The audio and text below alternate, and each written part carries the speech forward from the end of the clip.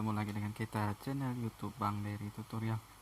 Hari ini kita akan membagikan tutorial bagaimana cara mengatasi Samsung Pi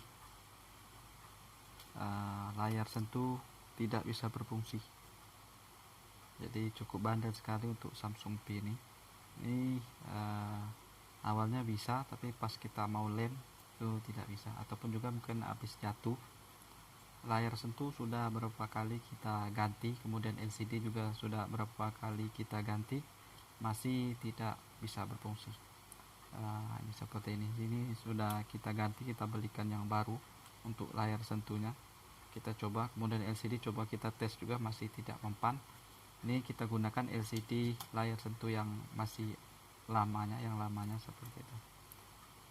Ini sudah kita bongkar. Penyakitnya adalah di bagian kapasitor yang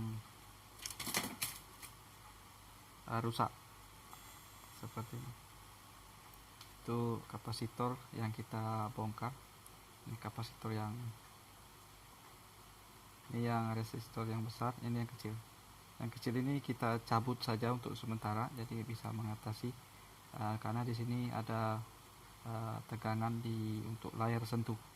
Jadi ada arus, kalau salah 3,8 berapa, 1,8 kalau tidak salah, 2,8. Coba cek di skema.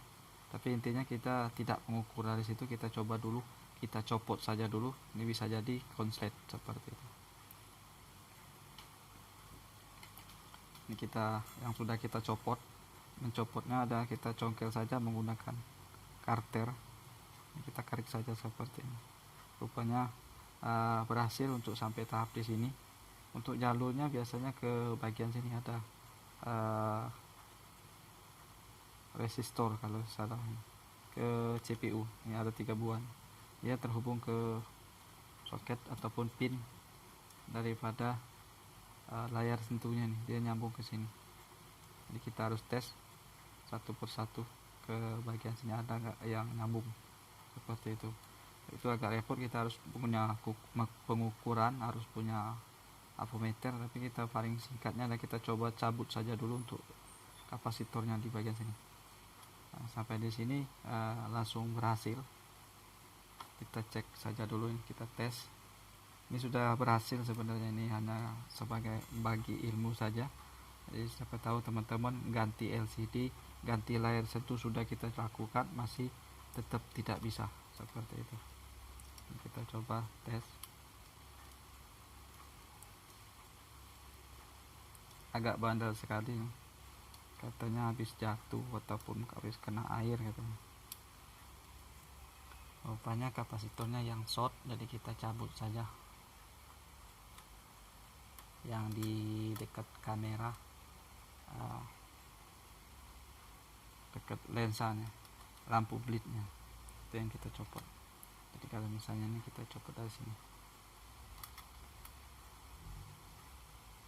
ini kita coba zoom saja dulu. Nah, di sini kita tunjuk saja.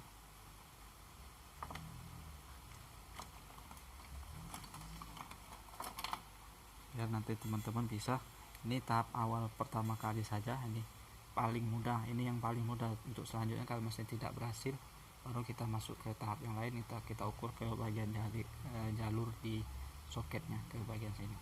Ini yang tahap paling mudah. Kita lakukan pencopotan kapasitor di bagian sini. Nah, ini kan ada 2, ada yang besar, ada yang kecil. Nah, yang kecil ini kita copot yang bagian dalam, ini yang kita copot. Ini sampai tahap ini langsung down. Sampai langsung down tahap ini. Kita copot saja langsung dari sini, pokoknya langsung down seperti itu. Ini sudah kita lakukan, jadi untuk pembagi ilmu saja seperti itu. Tadinya kita yakin untuk layar sentuh yang bermasalah, tapi kita coba ganti, belikan masih sama saja. Kemudian kita terpaksa beli, kita tes juga masih tidak berhasil.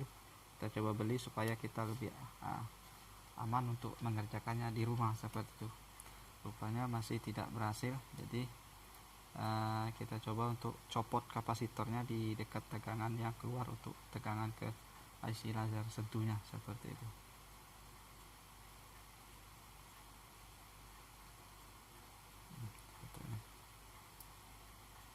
Ini Samsung P313HZ dengan seri yang kita tutorialkan ya.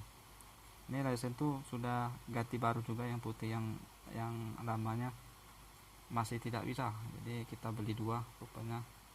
Yang ini bagus juga, rupanya tidak rusak karena tegangan yang konslet di dekat arus yang ke layar sentuhnya. Untuk teman-teman yang mungkin yang kesusahan, coba dulu copot kapasitor yang di dekat lampu blitnya ini.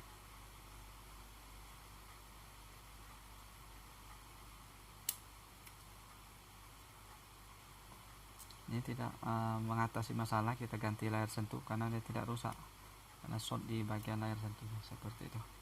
Mudah-mudahan ini nanti bisa menjadi referensi teman-teman untuk memperbaiki handphone Samsung P yang bandel untuk layar sentuhnya tidak bisa berfungsi. Jadi tahap yang pertama kita copot saja dulu, supaya jangan beli layar sentuh, kita copot saja dulu kapasitor yang ini, kita ada bangkai di bagian ini, kita copot dulu seperti itu. Kalau misalnya hilang bisa kita ganti yang di satunya tadi. Nah, ini bagus, sudah bisa berfungsi untuk layar sentuhnya, jadi tidak lagi macet. Ini mudah-mudahan sebagai pertimbangan ataupun referensi saja, karena ini berhasil, tapi untuk kita videokan, kita tutorial yang sudah selesainya seperti itu, karena kita pengennya teman-teman bisa untuk memperbaiki handphone, jadi tidak harus beli dulu untuk layar sentuhnya. Coba kita lepas dulu kapasitor yang di layar sentuh, kapasitor yang di dekat lampu blitnya seperti itu. Mudah-mudahan ini bisa bermanfaat. Jangan lupa subscribe, share, like, and comment. Salam sukses.